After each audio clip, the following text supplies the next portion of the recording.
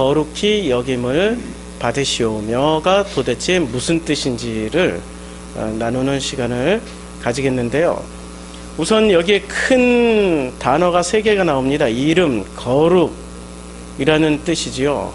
이름이 뭐고 거룩이 뭐고. 그런데 이 이름을 알려면 어디서부터 우리가 이해를 해야 되냐면 하늘이라는 개념부터 우리가 이해를 해야 됩니다. 도대체 이 하늘이 뭘까요? 우리가 지난 시간에 이 하늘에 대해서 공부를 했죠. 지난 시간에 이 하늘에 대해서 공부할 때 좀 더 보충 설명을 좀 해야 될 것이 있어서 제가 또 하늘에 대해서 이야기했습니다. 이 이름을 알려면은 하늘이 무엇인지를 먼저 알아야 되죠. 그 이름이 도대체 자기 이름인지 하나님 이름인지 아니면 하늘인지 진짜 하나님인지 우리는 그런 것도 구분 안 하고 그냥 이름 하면은 그 이름 보통 명사에 그 들어있는 어떤 자기 개념 수준으로만 간다는 거죠. 근데 이 하늘에 대해서 알아야 되는데 제가 지난 시간에 말씀드렸던 게 종교의 하늘이 있었고 구약 성경에서의 하늘이 무엇이라고 말씀하고 있는지 중간기의 하늘은 무엇인지 신약 성경에서의 하늘은 무엇인지에 대해서 설명을 쭉 하고 있죠. 설명을 해드렸죠. 그래서 이 종교의 하늘을 좀 더 설명을 하면은 이런 거죠. 종교에서는 지금 이 기독교가 어디에 담겼습니까? 기독교가 셈족, 함족, 야베족 중에 최초로 담긴 데가 어디였죠? 최초로 담긴 데는 셈족에게 담겼죠. 왜냐하면 유대인들에게 담겼으니까. 그런데 이 전 지구적으로 기독교가 퍼질 때는 셈족에게 담겼습니까? 함족에게 담겼습니까? 야베족에게 담겼습니까? 야베족에게 담겼죠. 그러면 이 종교의 하늘이 도대체 무슨 하늘인지를 알아야 되냐면 이 야베족을 알아야 됩니다. 그럼 이 야베족, 우리가 말하는 이 야베 쪽은, 자, 이 야베 쪽은 말이에요. 이 백인이라고 그러죠. 그럼 이 백인에게는 종족이, 큰 종족이 2개가 있습니다. 하나는 게르만, 이 북쪽에 게르만족, 그 다음에 남쪽에 아리안족이 있습니다. 이 아리안족이 세운 나라가 어떤 나라를 세웠죠? 아리안족이 그리스를 세웠고 로마를 세웠습니다. 그러니까 이 아리안들이 고대의 문화, 문명을 다 발달시킨 사람들이에요. 이 아리안들이. 그리고 이 아리안들이 어디로 진출을 했냐면은 아리안이 동쪽으로 진출을 했어요. 동쪽으로 진출해서 이란, 아프가니스탄까지 아리안족이에요. 그리고 이 사람들이 또 남하를 해가지고 인도까지 아리안족입니다. 그래서 히틀러가 게르만족이었어요. 이 사람이. 독일 사람이니까. 게르만이라는 게 게르만, 영어로 말하면은, 저머니가 게르만이란, 그 발음 그대로 게르만이라. 이 게르만족이 세상에 아리안족의 순수 혈통을 위해서 지금 누구를 죽이자고 그랬어요? 유대인을 죽이자고 한 거죠. 그렇죠. 아리안족의 순수한 혈통을 위해서 유대인을 죽이자. 그러면 아리안이 지금 제일 많이 남아있는 데가 어느 대륙인지 아세요? 인도. 아시아에 제일 많이 남아있어요. 아시아, 인도가 다 아리안족이고 아프가니스탄, 이란이 다 아리안족들이에요. 그러면 이 아리안족을 거꾸로 역추적해가면 어디로서부터 이동을 했어요? 로마, 그리스로부터 이동을 했어요. 그러면 이 아리안족의 종교, 지금 기독교가 어디에 담겼어요? 최초에 게르만에게 담겼습니까? 아리안에게 담겼습니까? 아리안에게 담겼죠. 그렇죠? 기독교를 공인한 사람들이 아리안족들이었어요. 로마인들. 그리고 문화는 어디서 꽃 피웠어요? 그리스의 문화를 가지고 로마가 꽃을 피운 거죠. 그렇죠? 그러면 이 아리안의 이 야베 쪽의 종교를 알으려면은 게르만족의 종교가 아니라 어떤 종교를 알아야 돼요? 아리안족의 종교를 알아야 되죠. 그럼 아리안들은 어떻게 생각하고 있었냐면, 하늘을 어떻게 생각하고 있었냐면, 이 하늘에서는 하늘신이라는 분이 살으세요. 최고의 신이 살아요. 최고의 신이 이름은 다 틀려. 여기서는 안신이 될 수 있고, 신이 이름이 아니에요. 안이 될 수 있고, 인드라가 될 수 있고, 최고의 신이, 여기는 뭐 야훼가 될 수 있고, 이름 뭐라든지 상관없어요. 왜냐면 바벨탑 사건 때 이미 같은 종교였는데 다 흩어졌기 때문에 신의 이름은 다 달라질 수가 있어요. 알라가 될 수 있고. 그렇죠. 바벨탑 사건 때 이름이 다 흩어져서 같은 종교였어요. 그때까지. 가인도 제사 드렸고, 아벨도 제사를 드린 그 종교, 가인 종교가 쭉 끝까지 내려왔단 말이에요. 그렇죠? 그러니까 이름은 뭐라고 해도 상관이 없어요. 하나님이 통틀어서 하나님이 될 수 있고 하늘님이 될 수 있고 뭐도 상관이 없어요. 이 하늘신이 존재해요. 그럼 땅에서는 누가 존재해요? 인간이 존재하고 있어요. 그런데 이 하늘신은 악신하고 이 하늘신은 여기서 말하고 있는 하나님 하나는 선한 신이에요. 선을 대표하는 신이고, 요걸 악을 대표하는 신이 있어요. 악을 대표하는 신의 이름이 아수라라는 이름이 있어요. 불교에서 아수라, 힌두교에서 아수라. 힌두교에서 넘어온 거니까 불교가. 아수라라는 신이 있고, 그 다음에 이란에서 말하는, 이란의 그 종교가 있죠. 이란의 그 바벨론 종교. 거기서 말하는 선 악의 신, 그 악의 신이 있어요. 조로아스터교의 악신이 있을 수 있죠. 그러면 이 사람들, 이 야베 쪽의 기본 신앙은 뭐냐면 선한 신과 악한 신이 싸워요. 대결을 해요. 그래서 선한 신이 싸워서 이기면은 그 다음날 해가 뜨고, 그 다음날 가물 때는 비가 내리고, 햇빛이 또 짱짱 내려져서 곡식이 잘 되게 만들어요. 그래서 모든 것들이 원활하게 다 잘 돌아가요. 그래서 다음날 해가 뜨고, 다음날 비가 내리고, 다음날 아침이 오고, 이런 것은 전부 다 누가 이겨서 된 거예요? 선한 신인 하늘신이 이겨서 된 거예요. 선한 신인. 그러면 악신에게 지면 어떤 일이 벌어지나요? 홍수가 나고, 지진이 나고, 이 자연재해가 일어나요. 그리고 인간들 사이에 전쟁이 일어나고, 미움이 일어나고, 이 모든 것들이 선한 신이 악신에게 져서 일어나는 거예요. 그래서 선한 신이 이기게 하려면 어떻게 해요? 그리스 로마 신화의 특징이 있죠. 신이 땅으로도 내려오고, 인간이 또 신이 되기도 해요. 그렇죠. 그러니까 신이 인간이 되고, 인간이 신이 돼요. 그러면 무슨 얘기냐면, 인간이 깨달으면 어떻게 돼요? 인간이 깨달으면 내가 하나님이네, 이렇게 되는 거야. 요 기본 패턴이. 그러면 하나님이 인간으로 내려온 건 또 기본 패턴이 뭐죠? 성육신이죠. 그리고 힌두교에 성육신이 있어요. 크리스나. 이름도 그리스도 비슷하잖아요. 영어로 하면 크리스찬, 크리스트, 크리스나. 성육신 하신 신이에요. 성육신 하신 신.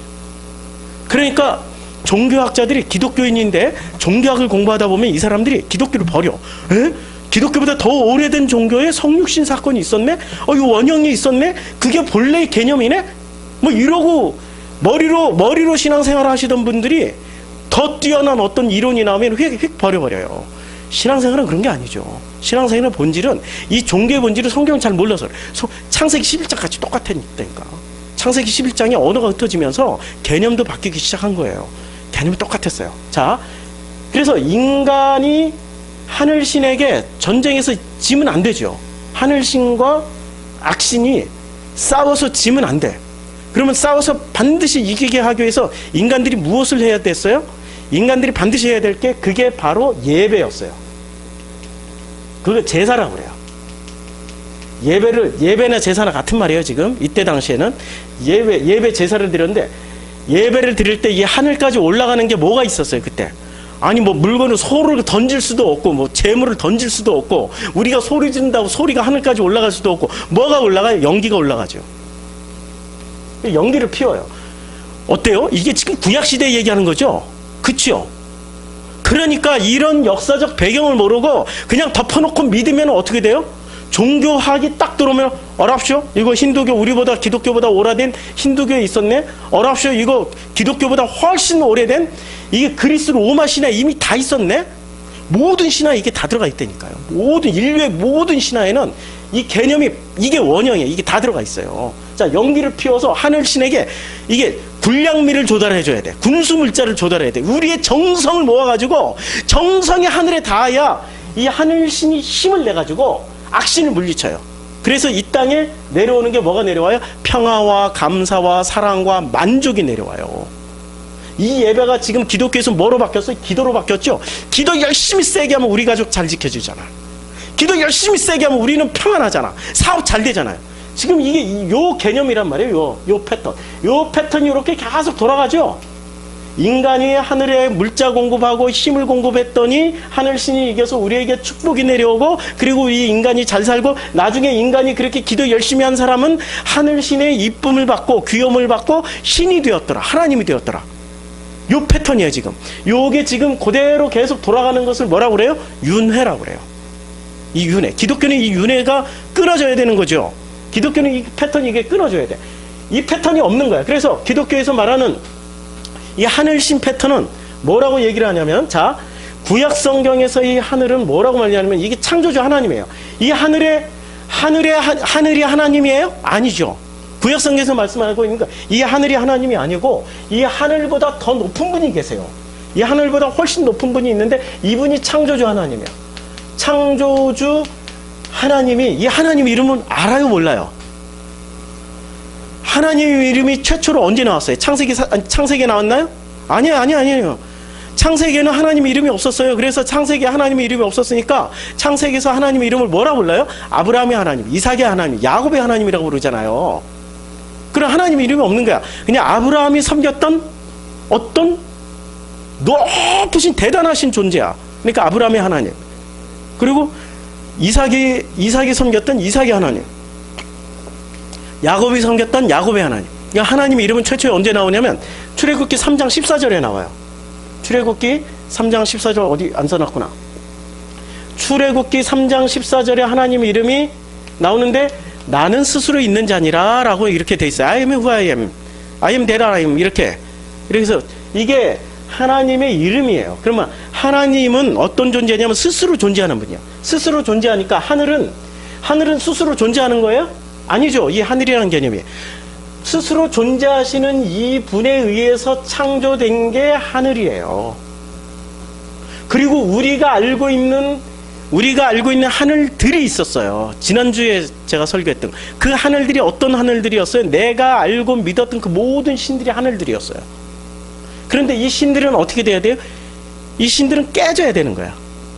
부서져야 돼.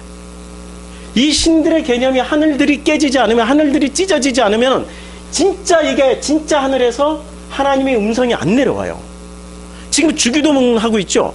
주기도문 우리가 기도하는 목적이 내 뜻을 이렇게 올리는 것이 기도예요. 하늘의 뜻이 나한테 내려오는 게 기도예요.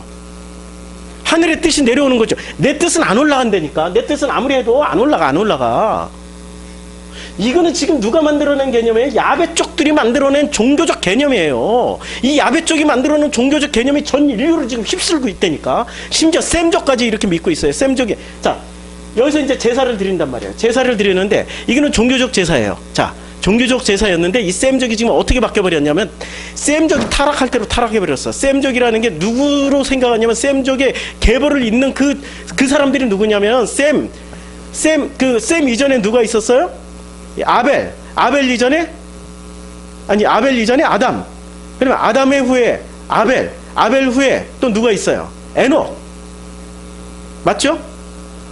그러니까 그 셋을 낳고 셋에서 그 에녹이 나오고 에녹에서 노아가 나오고 노아에서 셈이 나오는 거예요. 그러면 이 셈족의 족보는 뭐를 가지고 있어야 돼요? 복음을 가지고 있어야 된다니까. 복음이 있어야 돼요. 근데 이 복음을 가졌던 사람들이 야벳의 종교에 지금 전 지구를 제일 먼저 정복한 사람들이 누구였어요?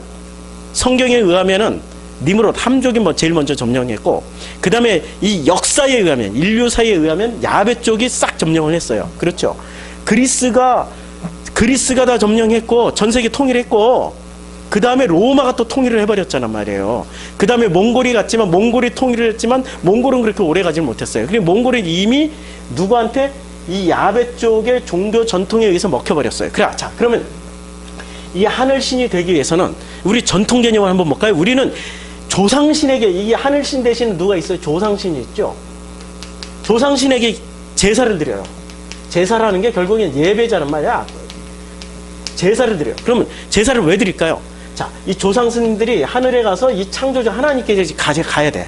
죽으면은 한 분 조상, 막 죽은 조상. 막 돌아가신 분이에요. 이제 막 돌아가셨으니까 나의 아버지쯤 하자고. 뭐 돌아가시는 데는 순서가 없지만 그래, 나의 아버지, 나의 할아버지, 증조 할아버지, 고조부 이상, 하나 둘 셋 넷 다섯, 고조부 이상, 고고조부. 그러면 이 고고조부는 이렇게 이제 아버지가 오면은, 아버지가 죽어서 이제 아들이 죽어서 오면은 이 고고조부는 졸업을 해서 창조주 하나님께 가요. 이런 개념으로 바뀌었어요 지금 셈족이. 그래가지고 제사를 열심히 드려야 돼. 자, 이 아버지, 그런데 요 막 죽은 귀신은 철이 없어. 아버지의, 할아버지의, 중조부의, 고조부의, 고고조부는 이게 이 영겁이 이렇게 쌓이다 보니까 철이 들었어요. 철이 들어서 드디어 너는 때가 됐으니 내 품으로 돌아오거라 하는 개념이에요. 그렇죠? 이게 우리 제사 개념이에요. 내 품으로 돌아오너라. 근데 요거는 막 돌아가신 분은 철이 없어. 막 죽어가지고 철이 없어가지고 무슨 귀신 중에 막 죽은 귀신을 뭐라고 그러죠? 우리 전통 용어에 제가 갑자기 생각이 안 나네. 막 죽은 귀신을 있어요. 우리 전통 용어에 부르는 귀신 있어요. 막 철딱서니 없이 막 인간사도 개입하고 막 철딱서니 없이 막 휘둘러요. 막 죽어가지고 요것을 달래주기 위해서 요 분에 대한 제사는 좀 그냥 별로 희미하게 드려. 그런데 막 돌아가신 분은 지극정성을 다해야 돼요. 3년상도 지내야 되고 지극 제사상도 어마어마하게 차려줘야 돼. 왜 그런 줄 아세요? 철딱서니가 없기 때문에 이 음식 잘 드시고 더 이상 인간사에 개입하지 마시고 여기서 도나 잘 닦다가 창조주 하나님께 돌아가세요 라는 의미로 이렇게 다음에 오면은 이렇게 자리 물려주고 올라가세요. 올라가야 돼. 안 올라가면 큰일 나. 안 올라가면 여기 정체돼가지고 아무도 천국에 못 가요. 극락에 못 가요. 그러니까 순서대로 올라가게 하기 위해서는 이래 해야 돼요. 자, 그러면 요 제사를 모시는데 제사는 누가 모시게 돼 있어요? 남자들만 하게 돼 있어요. 남자들만. 그러면 남자들이 그래서 남아 선호 사상 남자를 반드시 낳아야 돼. 아들을 반드시 낳아야 돼. 성경의 개념하고 지금 패턴은 비슷한데 어마어마하게 바뀌었죠. 우리는 아들 되라고 그랬죠. 여기 아들 낳으라고 그랬어. 패턴. 요 패턴이 지금 셈족이 야베 쪽에 의해서 섞인 패턴이에요. 셈족은 복음을 가지고 있는 족속이었는데 야베 쪽이 들어오다 보니까 이 세상의 조상신 숭배로 싹 바뀌어버렸어요. 천국 가는 패턴. 분명히 창조주 하나님 여기 계셔. 하늘들이야. 요게 전부 다 하늘들이 돼버렸어요. 지금 야베 쪽하고는 좀 많이 다르죠. 그렇죠. 그런데 야베 쪽하고 똑같은 게 하나 있어. 제사를 잘 드리면 아군이라고 그러나? 이 무슨 막 죽은 귀신을 부르는 이름이 있는데 막 죽은 귀신이 정성을 다하지 않으면 뭐를 해요? 해꾸지를 해가지고 가정이 불화하고 저주가 임하고 그러니까 지금 요게 야베 쪽하고 상당히 비슷하죠. 그렇죠. 이렇게 올라가지 못하고 이렇게 도로 내려와서 인간사에 간섭한다. 상당히 비슷하죠. 요게 지금 셈족의 기본 패턴이에요. 그래서 셈족은 어딜 가나 조상신 숭배를 합니다. 베트남에 가도 조상신 숭배예요. 집안마다 반찌라고 상자 하나 놔두고 거기에다가 관우 장비 최고의 신이 관우 장비니까 이런 거 다 모셔놓고 그러나 관우 장비는 껍데기 신이고 실제로는 욕을 숭배하고 있어요. 딱 요 패턴. 한국하고 중국하고 일본이나 베트남이나 이 셈족 사는 데는 조상신 숭배하는 데는 다 요 패턴입니다. 이게 지금 복음으로 재설명돼야 되는 거죠. 복음으로. 정말 중요한 개념, 아버지와 아들 개념이 여기 있단 말이에요. 그렇죠? 요걸 잃어버리는 순간 어떻게 돼요? 타락하게 돼 있어요. 하나님을 잃어버리고 하나님을 조종하려고 그래요. 하늘의 뜻이 내게서 이루어져야 되는데 내 뜻이 하늘에서 이루어지게 하려고 그래요. 이게 지금 종교의 기본 패턴이에요. 종교의 제사 드리는 목적, 예배 드리는 목적이 어떻게 돼야 돼요? 하늘의 뜻이 나에게 이루어져야 되는데 내 뜻이 하늘에서 이루어지게 하려고 예배 드리고 제사 드리면 안 된다라는 거예요. 자, 그러면 구약 성경에 하나님은 창조주 하나님이세요. 이 창조주 하나님은 하늘 신보다 훨씬 이걸 다 창조하신 분이야. 나머지 요 구조를 전부 누가 창조하셨어요? 이건 피조물이야. 창조주 하나님이 창조하셨어요. 이 하나님의 이름은 스스로 있는 분이세요. 그리고 스스로 있는 분을 다시 설명하면 나야. 나의 나됨. 그냥 나. 에고, 에이미. 나는 나다. 이런 뜻이에요. 자, 이 창조주 하나님을 출애굽기 3장 14절에서 말씀하고 있죠. 에고 에임이라고 말씀하고 있죠. 출애굽기 3장 14절에서 드디어 하나님이 당신의 이름을 주셨는데 당신의 이름은 에고 에임이 이게 해석이 두 개로 돼요. 스스로 존재하시는 분, 스스로 존재하는 어떤 존재예요. 그냥 이거 사람이 생각할 수 있을까? 스스로 어떻게 존재할 수 있어요? 제일 원인도 어떤 원인도 없는데 스스로 존재하고 있어요. 이 우주도 스스로 존재하나요? 아니죠. 우주는 어떤 물질이 터지고 해서 어떤 최초의 물질이 있을 거란 말이에요. 근데 이분은 스스로 존재해요. 이건 철학적 개념에서도 어마어마하게 위대한 개념입니다. 어마어마하게 위대한 개념이에요. 이 개념은 정말 인간으로서는 인간이 머릿속에서 상상도 할 수 없는 개념이에요. 근데 출애굽기 3장 14절에 스스로 존재하는 존재다. 그게 내 이름이야. 라고 줬기 때문에 철학적으로도 어마어마한 이름입니다. 이 출애굽기 3장 14절에 에고 에이미는. 그런데 이게 에고 에이미를 또 다시 줄이면 뭐가 되냐면 나. 이 나라는 게 이름이에요. 자, 나라는 게 이름인데 아까 이 나의 이름을 이걸 알아서 이제 넘어가야 돼. 자, 어디로 넘어가야 돼요? 주기도문은 하늘에 계신 우리의 아버지여 이름이 이제 하늘에 계신 우리의 아버지여 이름이 그 이름이 여기서 빠졌어요. 지금 이름이 헬라어 원문에는 수가 들어가 있어요. 당신의 이름이. 당신의 이름이라고 번역을 해야 되는데 우리말에는 좀 번역투가 너무 심하잖아요. 당신의 이름이 거룩히 여김을 받으시오며 하니까 너무 번역투가 되니까 아마 그래서 당신이라는 이름을 뺀 것 같아요. 당신이라는 그 수라는 그 대명사를 뺐어요. 빼고 이제 뭐라고 했냐면 그냥 하늘에 계신 우리 아버지여 이름이 거룩히 여김을 받으시오며 이렇게 번역을 해버렸어요. 그러니까 이 이름의 사이에 생략된 게 하늘에 계신 우리 아버지는 우리 아버지는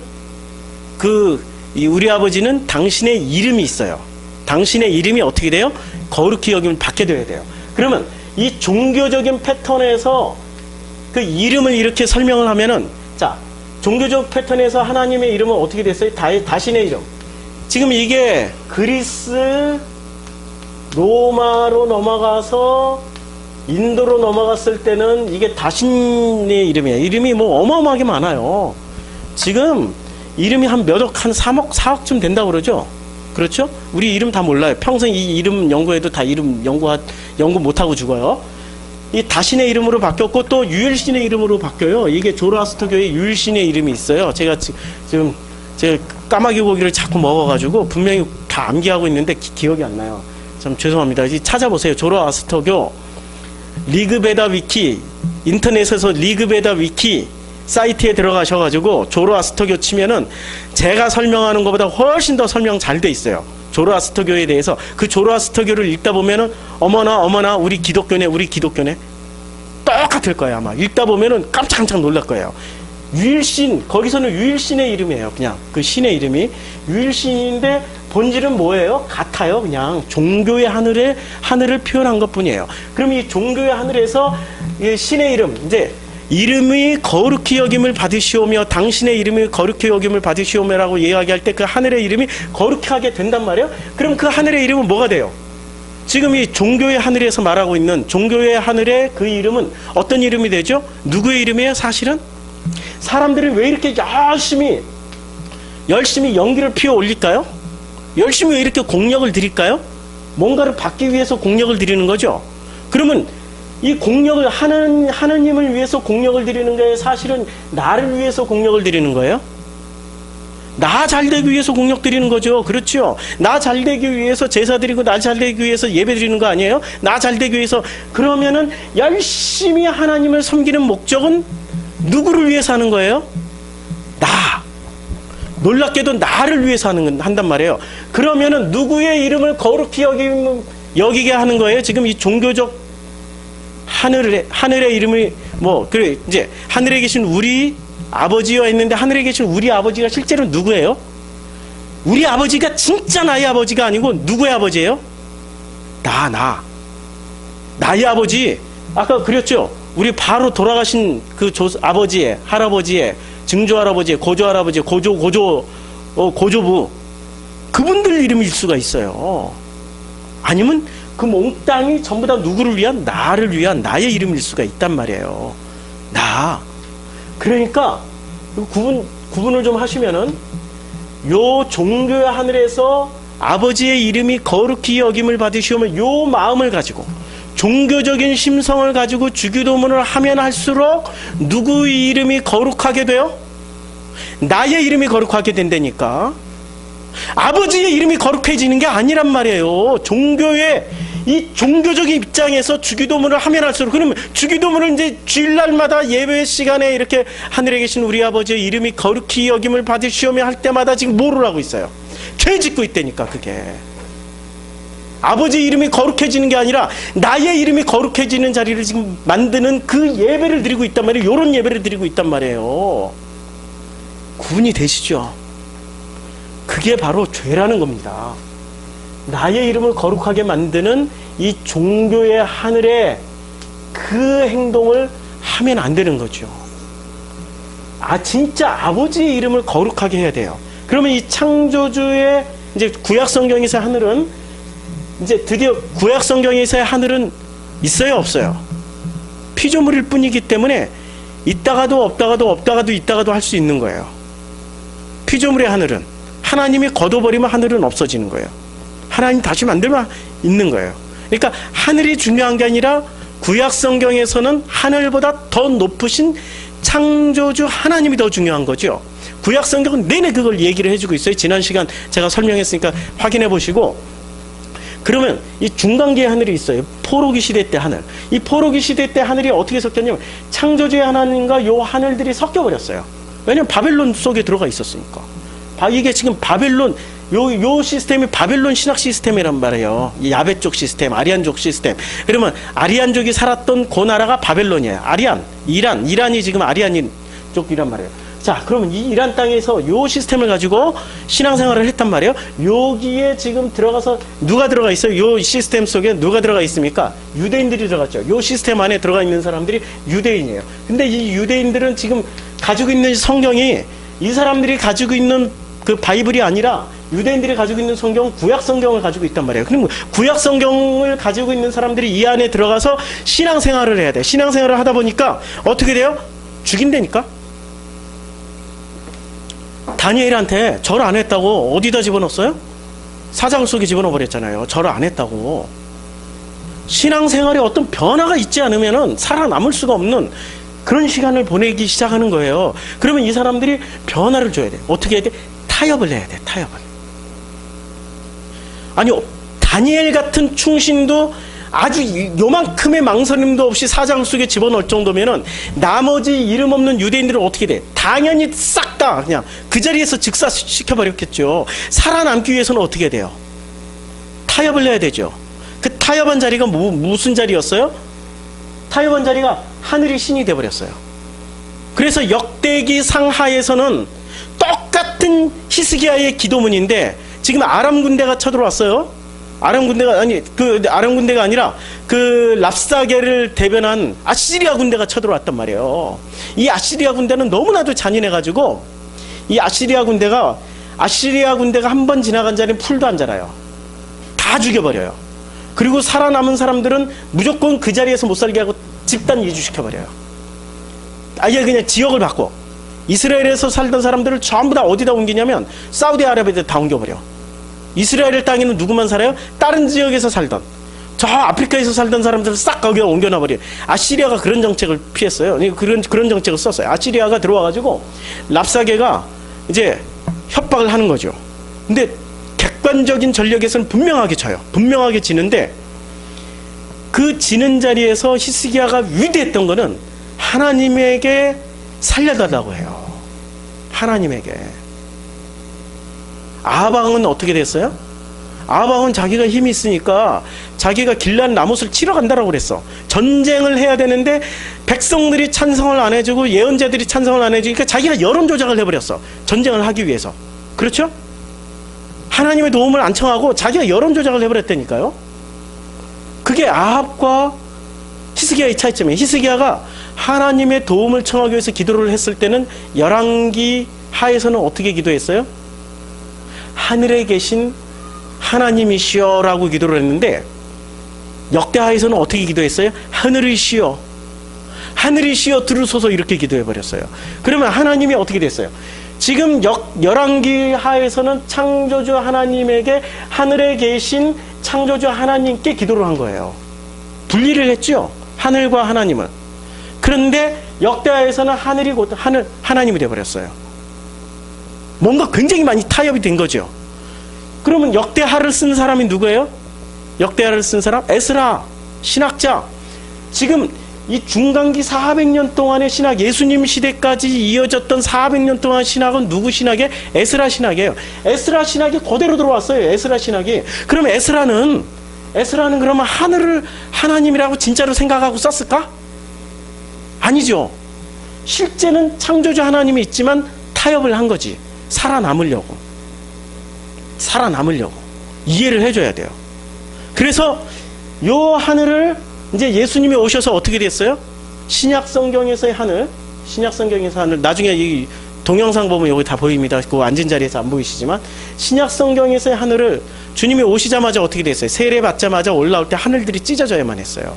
이 하늘들 지금 400년 동안 만들어놨던 요 구조의 그 하늘들을 찢어버리시고 예수님이 찢어버리시고 주기도문의 첫 구절이 이렇게 시작하는 거죠. 그러므로 너희는 이렇게 기도하라.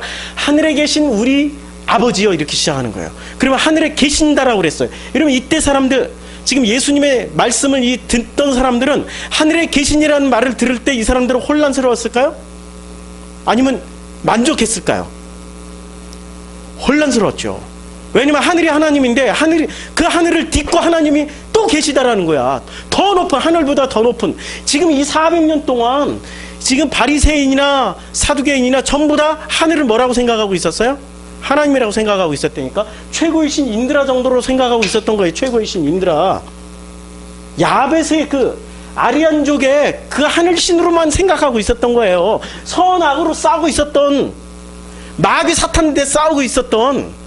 그래서 하나님이 이기고 사탄이 져야, 아니 하나님이 이기고 사탄이 져야만이 이 땅에 평화가 오고 안녕이 오고 유대가 이 선택받은 이 유대 민족이 영원하리라고 믿고 있었던 요 신앙을 가지고 있었을 때 주님이 오시자마자 하늘을 찢어버리시고, 그리고 주기도문은 이렇게 가르쳐 버린 거예요. 하늘에 계신 우리의 아버지요. 여기까지가 지난 시간의 요약인데 왜 이런 요약을 했냐면, 자,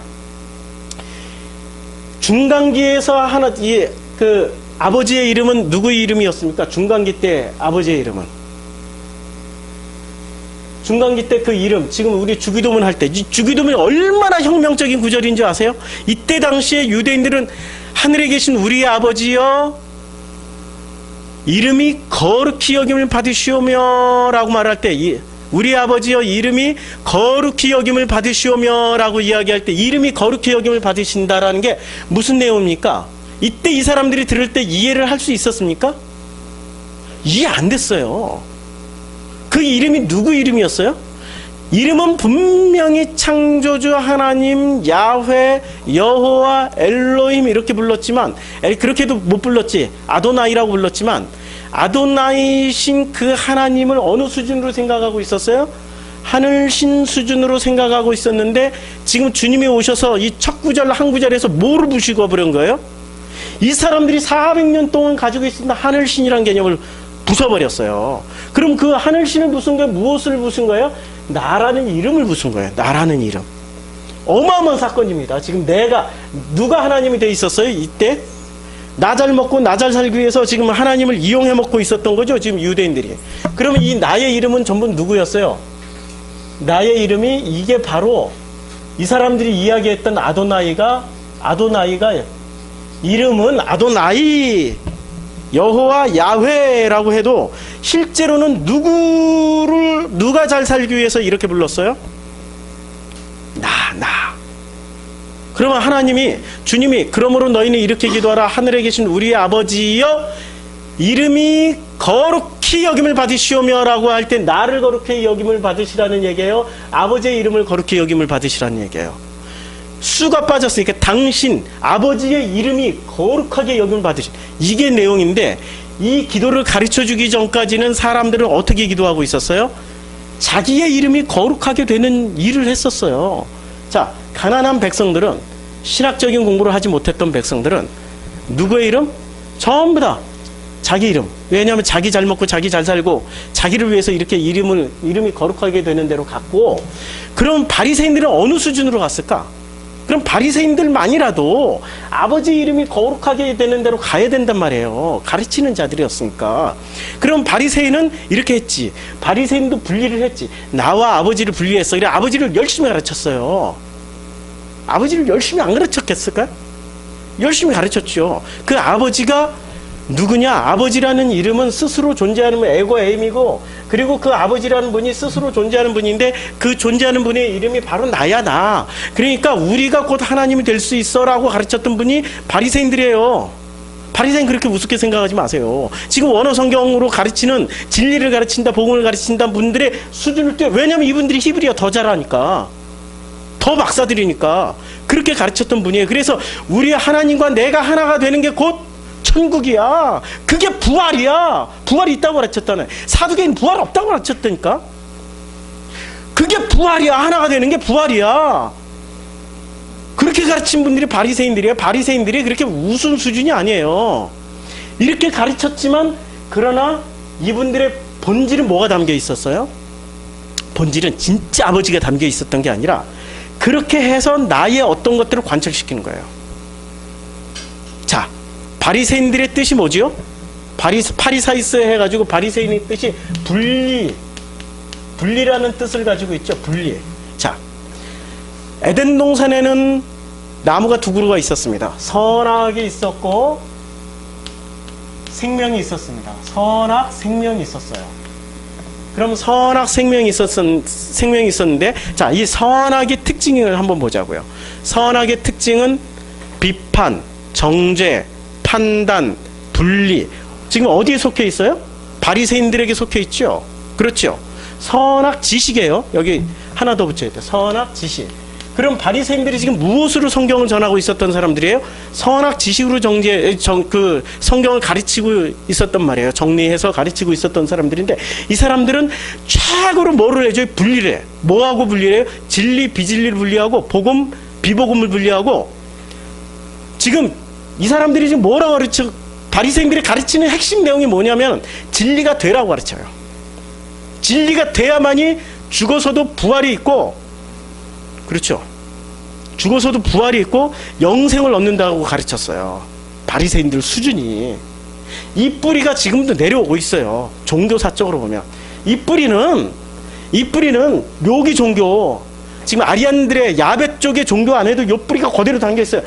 인간이 공력을 들였고 하늘에서 또 인간이 돼서 내려오고, 그래서 공력을 많이 들인 인간은 하나님과 하나가 되는, 지금 세상 모든 종교는 다 하나됨을 얘기하고 있어요. 더 들어가면 들어갈수록 하나됨을 얘기하고 있는데, 무엇을 분리하기 위해서 하는 거예요? 지금 무엇을 가르치기 위해서? 그 이름이 나의 이름이냐 아버지의 이름이냐, 이걸 지금 얘기하고 있는 거예요. 나의 이름이냐 아버지의 이름이냐. 근데 바리새인들이 지금 아버지의 이름으로 가려고 하는 가르침이 아니고 누구의 이름으로 하는 거예요? 내가 선악 지식 따먹고 하나님처럼 돼서 내가 부활하는 거예요. 이게 지금 바리새인들이 가르친 거란 말이에요. 내가 부활해서 내가 하나님됨의 자리에 가자.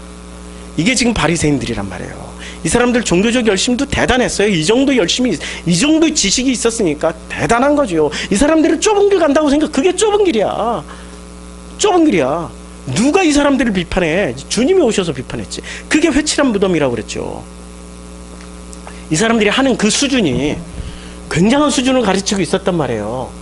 그래서 그래서 바리새인들이 이름이 분리하다라는 뜻이에요. 분리하다. 그러면 이것은, 분리는 뭐로 덮여야 돼요? 선악 지식은 생명으로 덮여야 되는 거죠. 생명의 특징은 뭐죠? 자, 선악 지식의 특징은 분리, 비판, 판단, 정죄예요. 그러면 이것의 목적은 내가 죽기 위해서 분리, 비판, 판단, 정죄하는 겁니까? 아니면은 남을 죽이기 위해서 하는 겁니까? 남을 죽이기 위해서 하는 거죠? 그렇죠? 열매가 선악지식 열매예요. 그럼 생명의 열매는 어떤 거죠? 남을 죽이는 거예요? 자기가 죽는 거예요? 내가 죽는 거죠? 내가 죽는 자리로 가야 되는 거죠. 우리는 그게 쉽지가 않아요. 내가 죽는 자리로 안 간다는 거죠. 자기가 사는 길로 가려고 그래요. 요만한 차이점 하나 알고 있어도 남을 죽여야 돼. 자기가 안 죽어. 나 죽음의 길로 안 가요. 그게 십자가의 자리인데, 예수님이 오셔서 누구의 뜻대로만 살았어요? 예수님이 오셔서, 자, 갈라디아서 4장 6절 한번 볼까요? 갈라디아서 4장 6절에 보면은 주님이 오셔서 회복시켜 주신 게 있어요. 어떤 이름을 회복시켜 주셨냐면은, 갈라디아서가 가레빌고 4장 6절. 4장 6절에 보면 이렇게 되어 있죠. 너희가 아들임으로 하나님이 그 아들의 영을 우리 마음 가운데 보내서 아빠 아버지라 부르게 하셨느니라. 지금 주님이 오셔서 회복시켜 주신 게 뭐예요? 아버지의 이름. 아버지 이름을 뭐라고 불러요? 아버지라 부를 수 있게 해놨어요. 자, 로마서 8장 15절 한번 볼까요? 로마서 8장 15절에 아주 중요한 이름이 있습니다. 8장 15절에 자, 너희는 다시는 무서워하는 종의 영을 받지 아니하고 양자의 영을 받았으므로 우리가 아빠 아버지라고 부르지니라. 이 양자 친자 아니에요. 양자예요. 제가 번역 다시 해봤거든요. 양자 맞아요. 친자 아니에요. 이거 어거지로 우기지 마세요. 이게 양자예요. 왜? 구분하기 위해서. 창조주 하나님과 피조물인 우리를 구분하기 위해서. 우린 피조물이라니까. 우리가 창조주 하나님이 아니라는 것을 확실하게 못 받기 위해서 피조물인 우리를 양자라고 한 거예요. 양자만 돼도 감사하죠? 왜? 양자 가지고 만족을 못 하세요? 꼭 친자가 돼야 돼요? 이런 분들이 있었어요. 꼭 친자가 된다. 바리새인들이 그랬어요. 바리새인들이. 왜냐하면 선택받은 민족으로서 만족을 못했어. 자기네들을 친자라고 그랬어. 그래서 주님이 지금 직접 바리새 중에 바리새인, 바리새 중에 바리새가 누구예요? 바리새 중에 바리새인. 지금 누가 얘기를 해요? 바울이 얘기를 하는 거야. 바리새 중에 바리새. 양자라고 못 박아서 얘기하는 거예요, 지금. 친자 아니라고. 왜 자꾸 친자라고 그래? 바리새인의 전통을 따라가니까 그렇지. 분리하려고. 특별해지려고. 어마어마한 특권을 누리려고. 아버지 이름이라고 말하면서 나의 이름을 높이려고. 구분하셔야 돼요. 자, 아버지의 이름으로 지금 해야 되는데 그 아버지라는 이름을 우리에게 먼저 지금 회복을 시켜주셨단 말이에요. 누가? 예수님이 오셔서. 언제 회복이 됐어요? 십자가에서 돌아가셨을 때. 십자가에서 돌아가시고 나니까 어떤 게 와요? 종의 영을 받지 아니하고 양자의 영으로 오시는 그분이 그리스도가 임하셨을 때 우리가 이 아버지의 이름을 아빠, 아버지, 아바, 아버지 이렇게 부를 수 있는 권세를 부여받은 거예요. 놀라운 거죠. 놀라운 거예요. 그 권세를 부여받았어요. 자, 이 권세를 부여받은 우리가, 자, 16절에 보니까 성령이 친히 우리의 영과 더불어 우리가 하나님의 자녀인 것을 증언하시네. 누가 증언을 해주세요? 성령이 친히 우리의 영과 더불어. 자, 우리의 영이 있죠. 그 영을 창세기 1장에서 뭐라고 말씀하세요? 하나님의 형상. 그게 영이에요. 그리고 2장 7절에서 뭐라고 말씀하세요? 루아흐. 우리에게 불어넣어 주신 그 놀라우신 그 전 존재에 그 영과 더불어 우리가 하나님의 자녀인 것을 증언해요. 친자예요, 양자예요? 여기서 증언해 주는 게. 양자죠? 그렇죠? 그럼 자녀이면 또한 상속자 곧 하나님의 상속자요 그리스도와 함께한 상속자니 우리가 그와 함께 영광을 받기 위하여 고난도 함께 받아야 할 것이니라. 바로 무엇이 나와요? 고난. 누구 죽으란 얘기예요? 나 죽으란 얘기예요. 자, 생명과 선악의 차이점은 선악은 남을 죽여요. 남 죽고 나서도 디디고 올라서 가지고 봐, 내가 옳잖아, 내가 맞잖아 라고 얘기를 해야 돼. 그런데 생명은 자기 죽음이에요. 품는 거야. 당신이 뭐라고 그래도 품는 거야. 그게 자기 죽음이에요. 그게 십자가 죽음이에요. 품겠다고. 당신이 가시라고 해도 그 가시는 어떻게 돼요? 가시는 품으면 품을수록 편할까? 가시는 품으면 품을수록 더 아파요. 가시를 주셨단 말이에요, 주님이. 그런데 그 가시를 주셨는데 그 가시를 주님은 품으라고 주신 걸까요? 버리라고 주신 걸까요? 이 가시가 성경에서 최초로 나온 게 최초로 나온 게 어딘 줄 아세요? 이 가시가 최초로 나온 게, 아이고 이게 성경 찾기가 안 된다. 이게 지금 에러를 먹어가지고 성경 찾기가 지금 안 되네요. 안 돼서 제가 그냥 다 찾아서 말씀드릴게요. 성경에 나오는 대표적인 가시가 어떤 가시가 있습니까? 마가복음 4장에 나오는 씨 뿌리는 자의 비유에서 나오는 가시가 있죠. 원어 성경은 지금 에러를 먹어가지고 안 되고, 그래서 이 한글 성경 봐가면서 하죠. 마가복음 4장에 보면, 자, 뿌릴새 들으라, 뿌리러 나가서 이제 뿌릴새 덜어의 길가에 떨어지면 새들이 와서 먹었고 흙이 얕은 돌밭에 떨어지며, 그래서 7절에 나오죠. 덜어는 가시떨기에 떨어지면, 이 가시떨기라는 게 있었어요. 이 가시. 그러면 성경에 나오는 이 가시가 어디하고 연결되냐면은, 이 가시가 분명히 이 가시를 품고 살았던 사람이 있었어요. 우리는 이 가시를 그냥 방해하는 어떤 외부적인 압력 정도로만 생각하고 있었어요.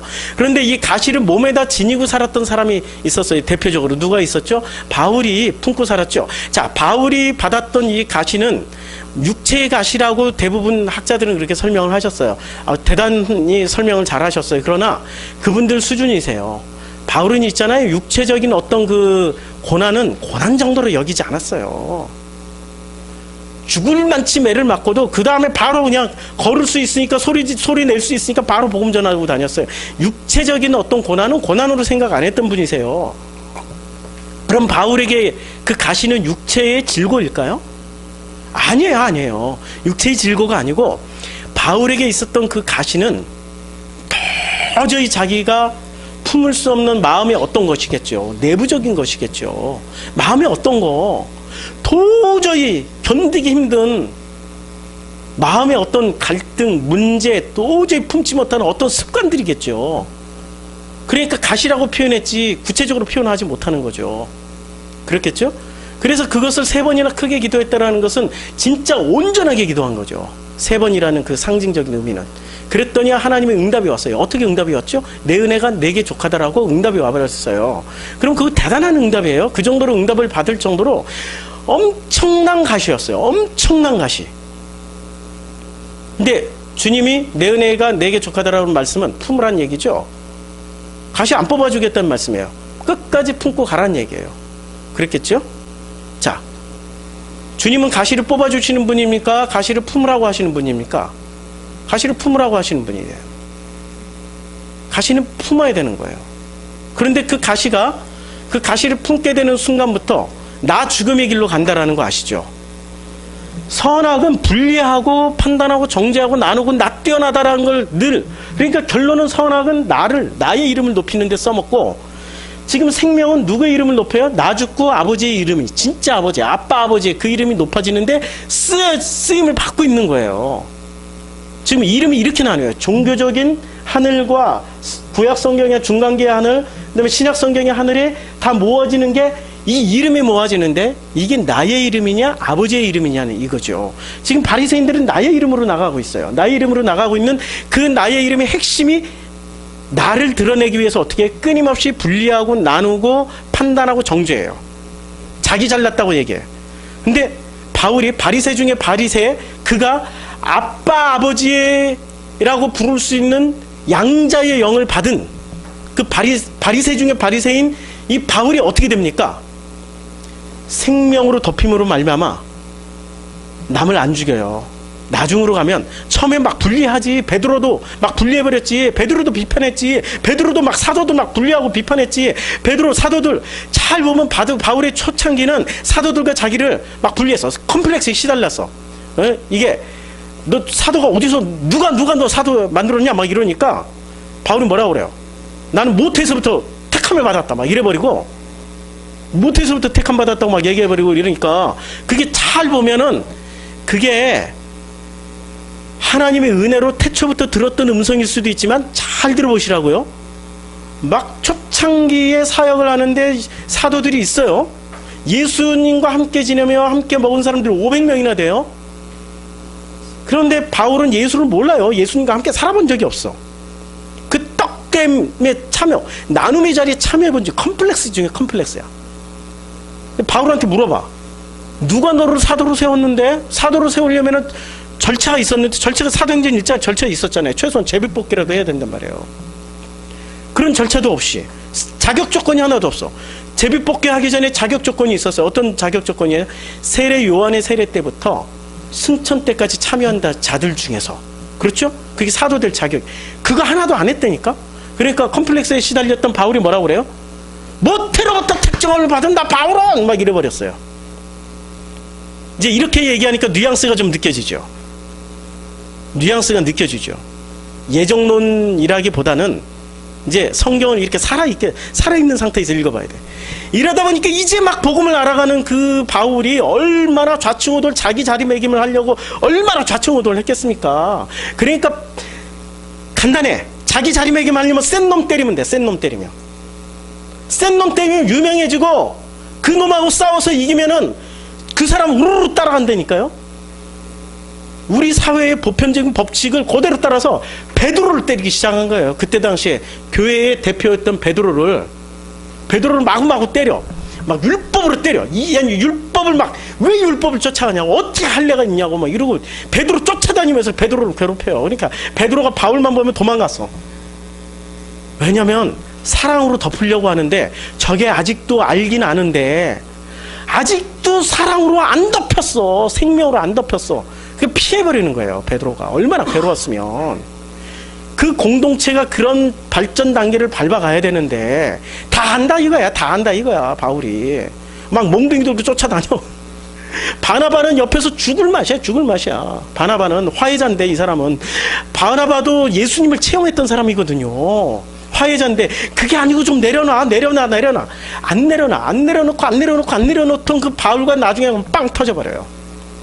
마가를 선택하고 누가를 선택하는 문제에서 마가는 누구였어? 예수님이 제자 중에 하나였단 말이에요. 그렇죠? 그 성만찬에 참여하고 그 사람들이 소망 없던 그런 자기 자신을 포함해서 베드로, 자기 12제자를 포함해서 소망 없고 생명 없던 그 사람들이 어떻게 예수님과 함께함으로 말미암아서 생명에 피어나고 그 존재가 나의 이름에서 아버지의 이름으로 바뀌었는지를 체험했던 그 마가가 베드로한테 한두 마디 했겠죠. 조금만 더 참으세요. 1차, 2차 선교여행 때 바울이 얼마나 성격 다 드러냈는 줄 아세요?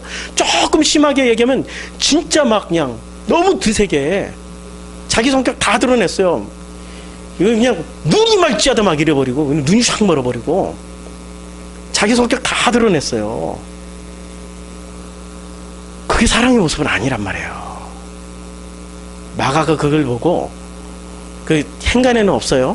아니, 예, 문장에는 없어요. 근데 마가 그걸 다 들여다보고 마가는 아무 소리 안 했겠지. 그러나 바울이 말한 대로는 안 움직였겠지. 그러니까 바울이 마음에 안 들지, 당연히.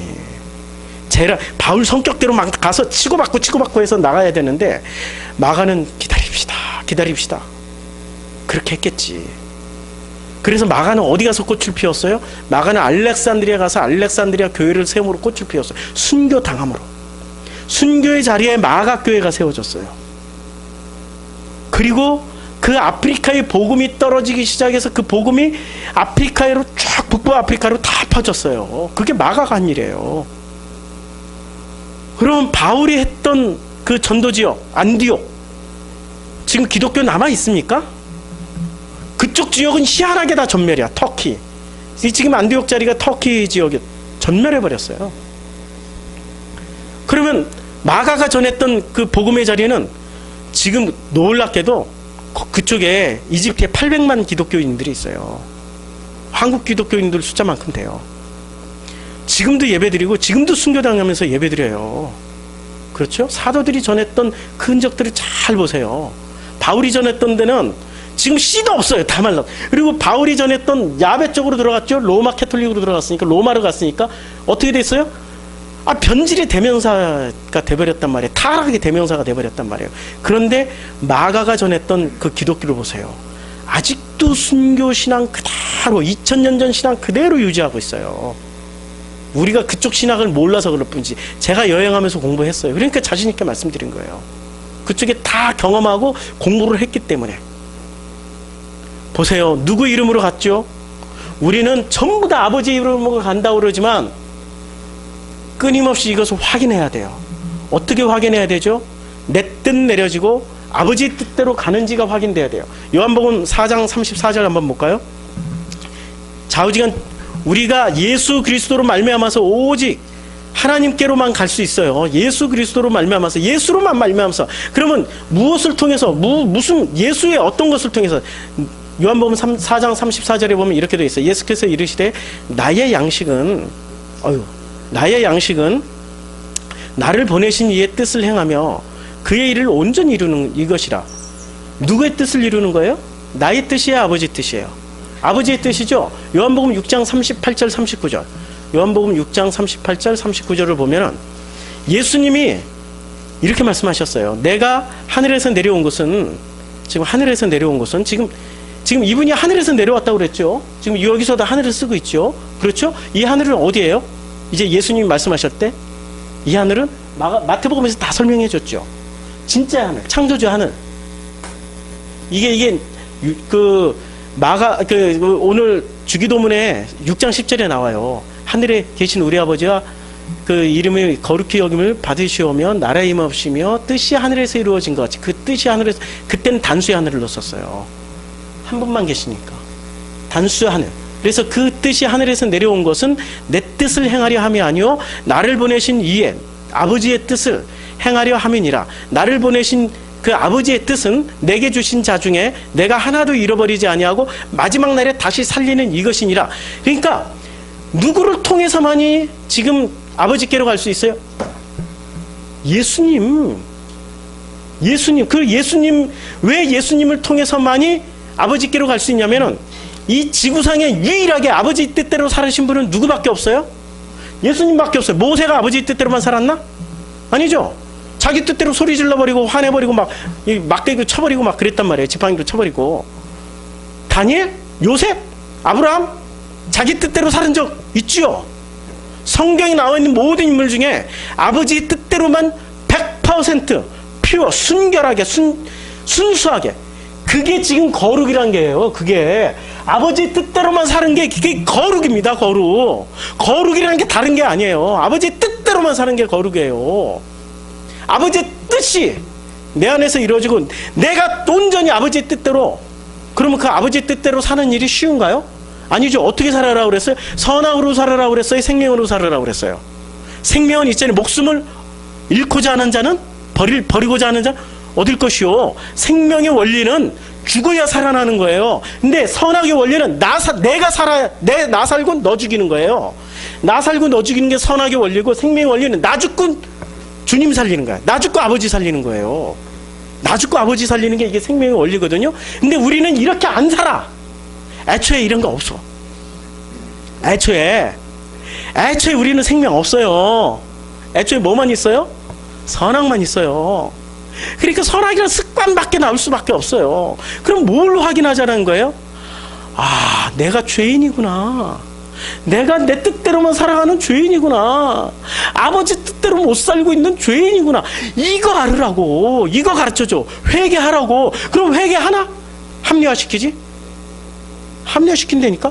내가 진리에 서 있으니까 아버지와 하나 돼 있고, 나는 그 이름 내가 취했으니까 아버지 이름이 내 이름이고 내 이름이 아버지고 하나가 돼 있으니까 이제는 난 친자가 됐다니까? 이러고 합리화를 시켜요. 어디서? 생명의 논리에서, 선악의 논리에서. 선악의 논리에서. 생명의 논리는 딱 하나예요. 예수 그리스도처럼 아버지의 뜻대로만 말하고 아버지의 뜻대로만 사는 거예요. 근데 그렇게 살 수 있나요? 안 된다니까. 이 목숨 끊어지는 데까지는 안 돼요. 그러나 이 목숨이 끊어지는 그 순간이 너무나도 고통스럽고 무섭고 두렵고 떨리고 불안하니까. 몰라요, 몰라. 아니, 죽음 이후의 세계를 경험한 사람은 있어요? 없어요. 나사로도 죽었다가 살아나고 나서 한마디 증언도 안 하고 침묵하고 왔어요. 좀 간증 집회라도 좀 하고 돌아다녔을 법했는데 간증 집회한 거 한마디도 안 나와요. 성경 기록하는 분들이 일부러 빼버렸겠지. 간증 집회 하고 다녔을지라도 한두 마디는 했겠지. 다 빼버렸어요. 왜? 그 세계는 모름으로 남겨둔 거예요. 경험하는 순간 우리는 다시 증언할 수가 없어. 죽음을 경험하는 순간 모름으로 남겨둔 거야. 왜 모름으로 남겨뒀을까? 불안하라고. 선악지식은 욕심이 있어가지고 다 알고 가려고 그래요. 죽음 이후까지도 얼마나 욕심이 대단한지 반드시 알아야 돼. 반드시 설명을 해줘야 돼. 그러니까 티베트 불교에서는 티베트 사자이 서로 죽음 이후의 세계를 다 설명해냈단 말이에요. 그게 사실일까? 아니겠죠? 성경의 원리는, 선악지식의 원리는 다 알고 가야 돼. 그런데 선악지식의 원리가 아니라 생명의 원리는 모르고도 갈 수 있어요. 왜? 아버지의 뜻대로만 살다가 가는 길이니까. 그게 거룩히 여김을 받으시오며라는 뜻이에요. 거룩하다라는 뜻은 내가 온전하니 너희도 온전하라고 주님 말씀하시죠. 그게 무슨 말씀입니까? 내가 온전하니 너희도 온전하라는 말씀은 우리는 선한 행동으로, 좋은 행동으로, 착한 행실로, 선악 지식을 많이 쌓는 거, 성경 진리를 많이 아는 걸로, 성경 구절을 많이 아는 걸로, 성경을 내 안에 가득 쌓아놓고 성경을 이게 복음이야 이렇게 설명하는 걸로 내가 온전하다라고 말하려고 그러죠. 아니죠. 내가 아는 게 얼마나 알 수 있어요? 하나님의 IQ가 내 IQ의 몇 배나 되는지 아십니까? 내가 알아가는 게 전부라고 착각하지 마세요. 우리가 알아가는 영혼 중에 극히 일부도 안 돼요. 그럼 우리는 그거 다 배워야 졸업장을 땁니까? 아니라니까. 그러면 천국 누가 가?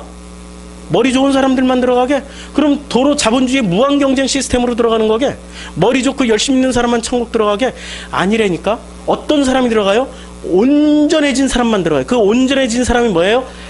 아버지의 그 이름을 제대로 알고 그 이름이 거룩하게 되기 위해서 내 뜻 내려놓고 아버지의 뜻대로만 살아가는 사람. 그러면 어떻게 아버지 뜻대로만 살아가게 돼요? 통하면 돼요. 마음이 통하면 돼요. 그럼 마음이 어떻게 해야 통하게 되죠? 그게 진정으로 하나됨이에요. 진심으로 하나됨이야. 그 하나됨의 자리가 통한다라는 거예요. 어떻게 통하죠? 이 통한다라는 것을 제가 어떻게 설명할 수 있을런지 몰라요. 그러나 통한다는 이거예요. 주님이 가시를 넣어주셨어요. 제게 큰 가시가 하나 있어요. 이 가시로 인해서 저는 결코 편안한 시간을 보낼 수가 없어요. 편안해질만 하면은 이 가시가 저를 툭 찔러요. 너무너무 후회스럽고 한탄스럽고 괴로워요. 더 잘해줄걸.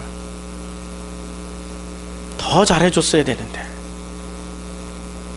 가시가 하나 있단 말이에요. 은혜 받고 정말 기뻐서 너무너무 행복한 자리에 그 행복이 너무 좋으니까 그 가시가 툭 찔러요.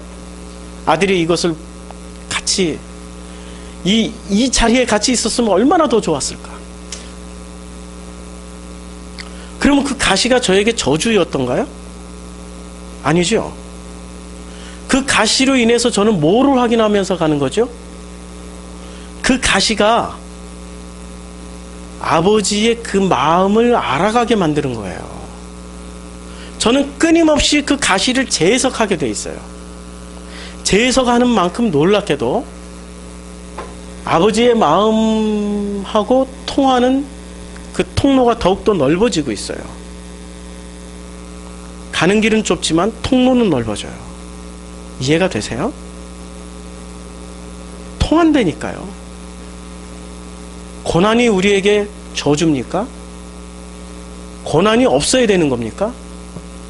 고난이 있기에 우리가 아버지의 그 마음을 알아갈 수 있어요. 마음이 통한단 말이에요.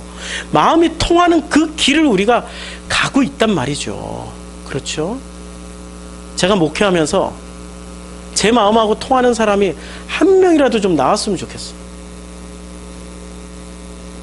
제가 너무나도 어리석고 부족하기 때문에 제 마음하고 통하는 분이 없어서 세상에 우리 교회 교인들 중에 저하고 목회하는 지금 프로슈크마이 개척에서 3년 동안 이렇게 꾸준히 나오신 분이 한 분도 안 계세요.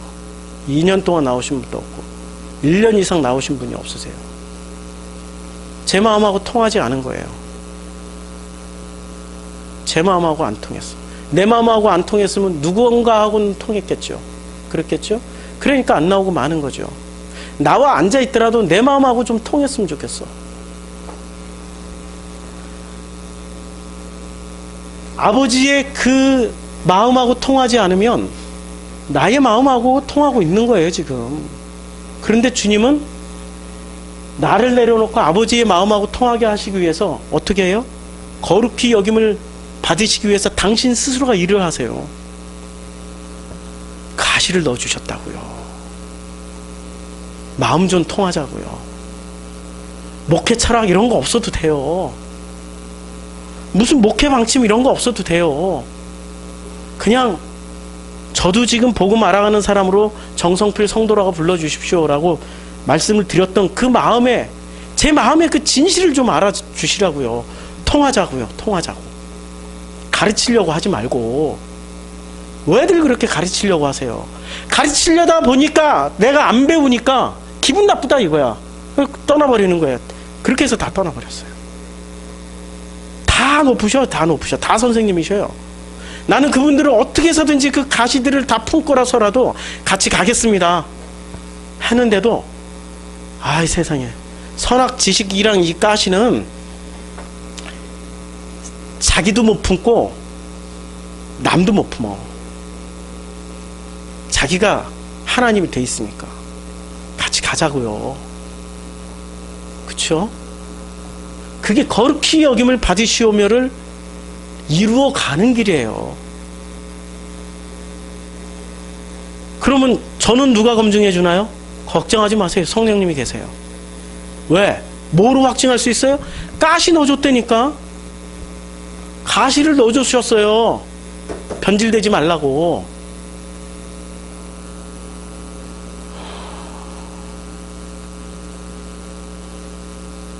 저처럼 이렇게 길을 가실 분들이 있을까요? 따라오세요. 있었죠. 이스라엘에 흰놈의 골짜기에다 자기 자식 바쳐가면서 요구조절을 하려고 땅의 것을 하늘에게 빌어서 성취하려고 자기 자식들 항아리 속에 넣고 불타는 골짜기, 흰놈 골짜기에다 집어넣어 버렸잖아요. 그런 인간들 말고. 그런 인간들 말고.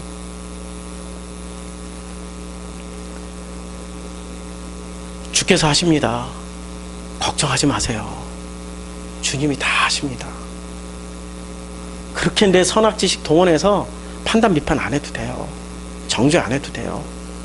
주님이 다 거룩히 여김을 받게 하십니다.